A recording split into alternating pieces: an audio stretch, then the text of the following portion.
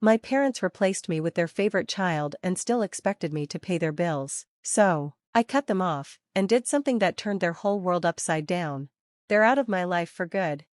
Hi, Reddit. I'm a 30-year-old woman. For most of my life, I believed that family meant loving each other no matter what. But I was wrong. My parents didn't love me, they loved what I did for them. And when someone better came along, they threw me away like I didn't matter.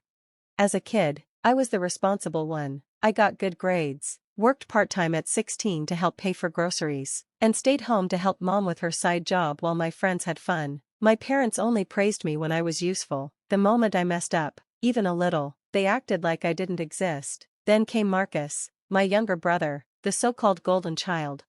He's 7 years younger than me, and honestly, I adored him growing up. I was the one rocking him to sleep while my parents fought about money. I helped him with his math homework, coached him through breakups, even lent him money during college.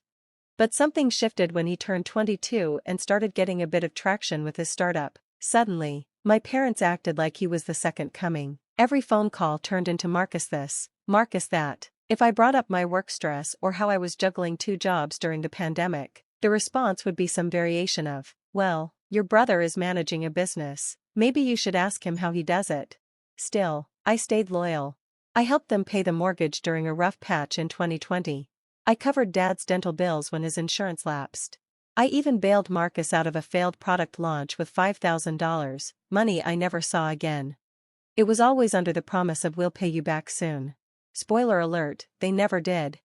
The real turning point came last year. My parents called me over for what they said was a family meeting. I showed up expecting maybe a discussion about selling the house or something. Instead, I was blindsided. They told me, not asked, told, that they were putting Marcus as the co-owner of the family home.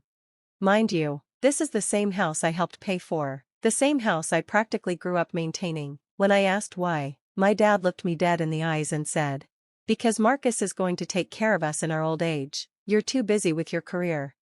I sat there stunned, heart pounding in my chest. Not only had they made this decision without consulting me, but they did it while still owing me money, and while I was still helping with their bills monthly. They didn't even thank me for the years of support. All I got was a shrug and a muttered, "You're doing fine, sweetheart. You don't need us like Marcus does." I walked out without saying another word. I sat in my car and cried for a good 20 minutes before driving home.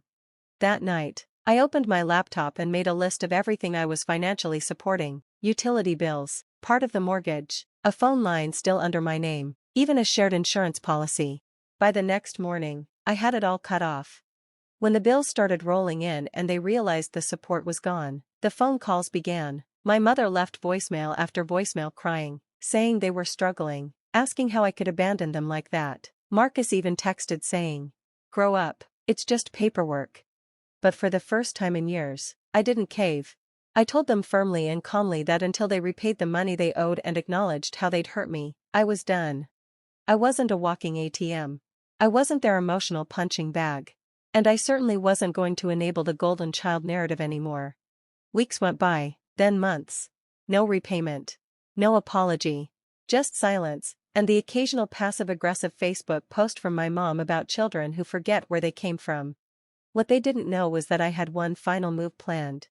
About 2 years ago, I quietly purchased a small house across town. It needed work, but it was mine. I renovated it slowly on weekends, used it as a kind of project to reclaim my independence. When everything with my parents went south, I decided to finally move in. But here's the twist: that house? It used to belong to my grandmother, my dad's mother. It was the house she left to me in her will, but after she passed, my parents convinced me to let them manage the sale because I was too young at the time to handle property stuff. I didn't argue, I trusted them. Turns out, they sold it under my name, but kept most of the money. It took years and a long paper trail, but I discovered they hadn't followed proper legal process. The house went into probate limbo, and they technically never had the authority to sell it. I worked with a lawyer, filed paperwork, and was able to legally reclaim it quietly, without their knowledge. So, when I finally moved in, I sent one text: "I've reclaimed what was mine, don't contact me again." That's when all hell broke loose.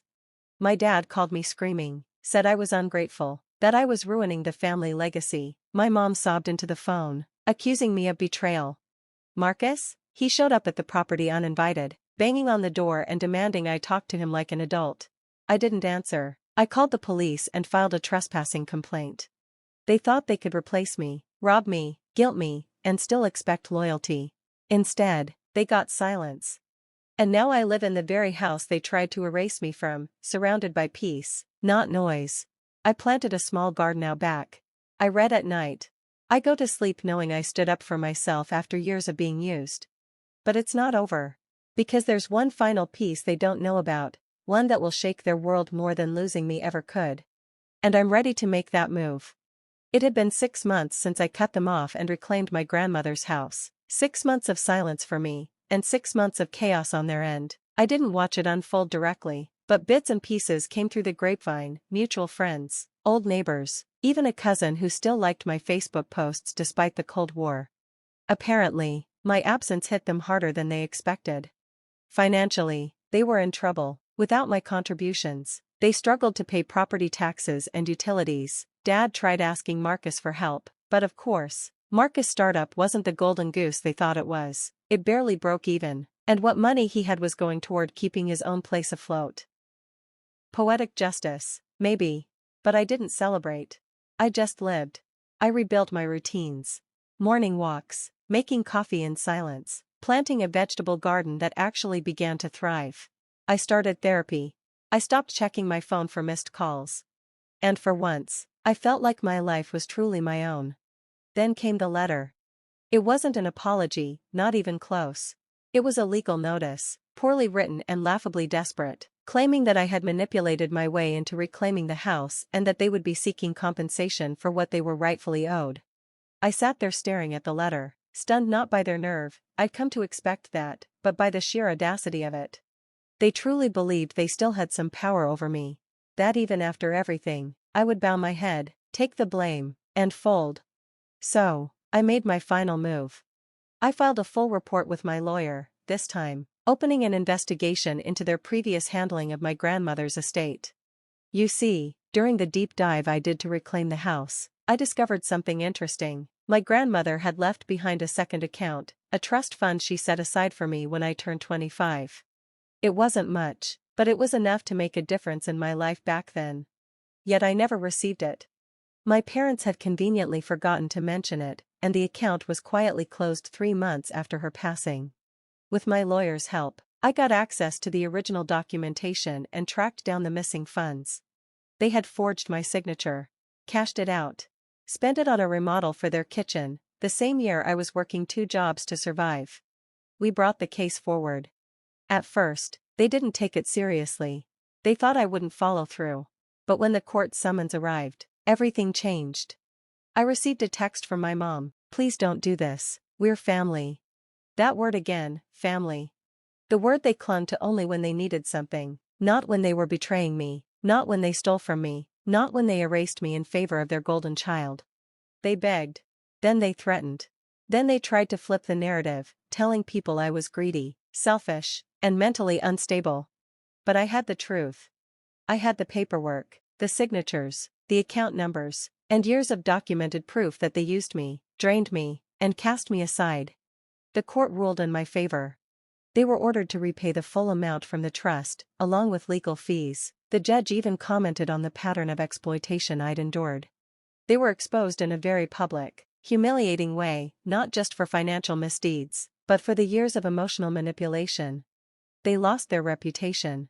They lost the community's sympathy.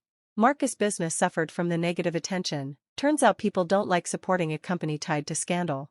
And me? I walked out of that courtroom lighter than I'd felt in a decade. The money wasn't what mattered. It was the justice, the closure, the knowledge that I stood up even when it was hard, and I didn't back down when they tried to gaslight me into silence. I used a portion of the settlement to finish renovating the house. I turned the guest room into a mini library. I adopted a rescue dog, a little mutt named Pepper who now follows me everywhere. I even started volunteering at a local youth center, helping kids who didn't have the support I wished I'd had growing up. As for my parents, I haven't spoken to them since the verdict. They're still living in the house I helped pay for, but it's falling apart. Last I heard, they put it up for sale, hoping to downsize and start fresh, but buyers are hesitant. Word travels fast in small towns. Marcus tried one last time, showing up at my house like he had before. But this time, I opened the door. He looked thinner, more worn down, his bravado was gone. He said he just wanted to talk. I let him. He told me he didn't know half the stuff our parents were doing behind my back, that he never wanted to be the golden child, that he missed me. I asked him if he ever tried to stop them. If he ever questioned why I was paying their bills while they catered to him like royalty. He had no answer. I told him I didn't hate him, but I didn't trust him. That he let them weaponize him against me. That trust wasn't something that magically returned with apologies. We ended the conversation quietly. No yelling. No closure. My parents replaced me with their favorite child and still expected me to pay their bills. So, I cut them off, and did something that turned their whole world upside down. They're out of my life for good. Hi, Reddit. I'm a 30-year-old woman. For most of my life, I believed that family meant loving each other no matter what. But I was wrong. My parents didn't love me, they loved what I did for them. And when someone better came along, they threw me away like I didn't matter.